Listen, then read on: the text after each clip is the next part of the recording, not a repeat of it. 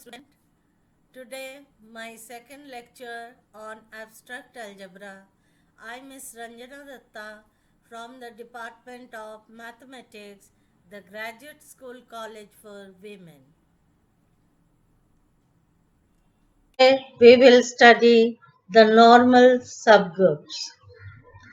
A subgroup H of a group G is said to be a normal subgroup of G if for every element X belongs to G and for every H belongs to H, that is X inverse belongs to G. For every X belongs to G and for every H belongs to H, where H is a subgroup of G, then X inverse belongs to H. From this definition, we can conclude that X inverse it must be a subset of H for every X belongs to G. If X belongs to G, this means X inverse also belongs to G. Thus, X inverse X inverse the inverse is equal to X inverse X belongs to H for every X belongs to G and for every H belongs to H. Thus every group G possesses at least the two normal subgroups, namely G itself and the subgroup containing the identity element. They are called the improper normal subgroups. There exist group for which there are the only normal subgroups. Such groups are known as the simple groups. Now, a theorem. A subgroup H of a group G is normal if and only if H X inverse is equal to H for every X belongs to G. We have to prove X inverse is equal to H. If X inverse is equal to H for every X belongs to G, then X inverse is a subset of H for every X belongs to G. Then H is a normal subgroup of G. Conversely, let H be a normal subgroup of G. Then X inverse is a subset of H for every X belongs to G. Also, X belongs to G. This implies that X inverse also belongs to G. That is X inverse X inverse the inverse is a subset of H for every X belongs to G. So X inverse X is a subset of H for every X belongs to G. Then X inverse X and then X inverse is a subset of X inverse, multiplying both sides by X and on the right by X inverse we get this for every X belongs to G. Hence, in the left we get H is a subset of X inverse for every X belongs to G. So combining 1 and 2, we can say that X inverse is equal to H. Now, another theorem. A subgroup H of a group G is a normal subgroup of G if and only if each left coset of H in G is a right coset of H in G. Let H be a normal subgroup of G.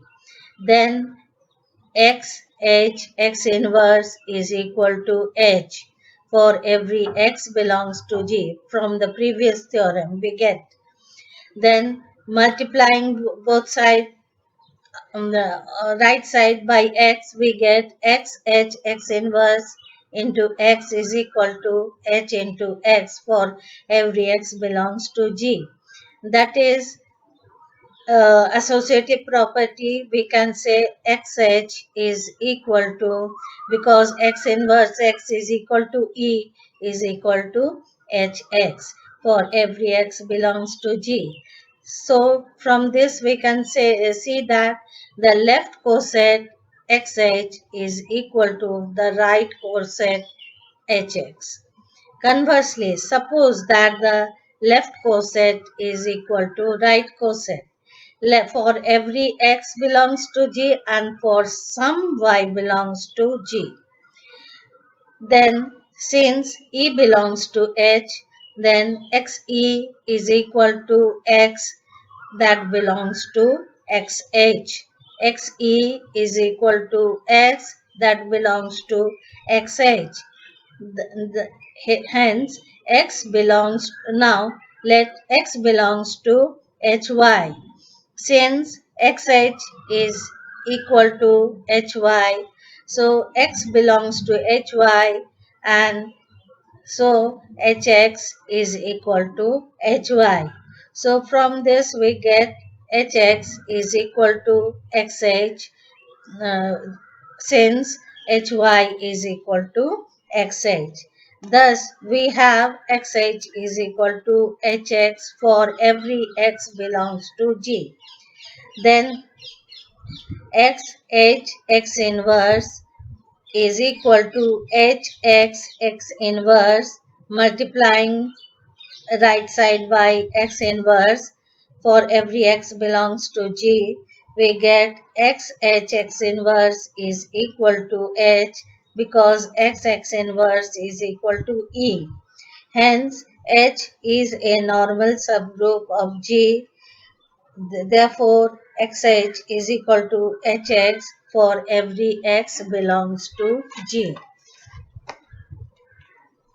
Now, another theorem, a subgroup H of a group G is a normal subgroup of G if and only if the product of the two right coset of H in G is again a right coset of H in G. Let H be a normal subgroup of G and let A be any element of G. Then HA and HB are the two right cosets of H in G. So HA into HB can be written as H, A, H and then B. And since it is normal, the subgroup, then H can be written as HA and B, then HHAB, and HH is equal to H is equal to AB, H into AB. Hence, AB belongs to G, AB also belongs to G. Therefore, HB is also a right coset of H in G. Hence, the product of the two right coset HA and HB is also a right coset of H in G. Conversely, let H be a subgroup of G such that the product of the two right coset of H in G is again a right coset of H in G. Let X belongs to G. This implies X inverse also belongs to G. Then Hx and Hx inverse are two right coset of H in G.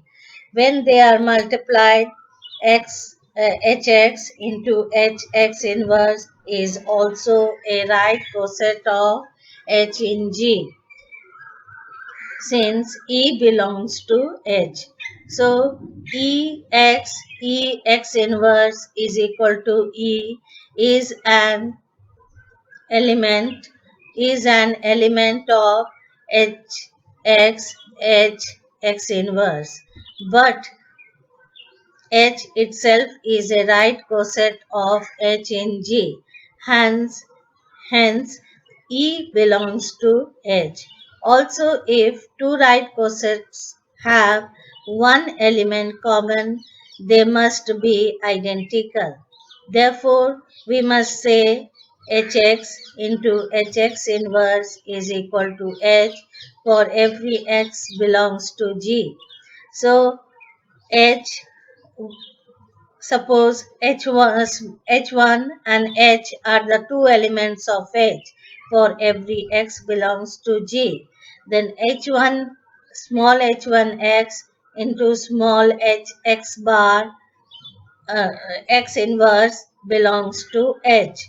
So H1 inverse pre-multiplying both side by H1 inverse, so H1 inverse, H1x, Hx inverse is an element of H1 inverse H. This implies H x inverse is an X inverse is an element of H for every X belongs to G and for every H belongs to H.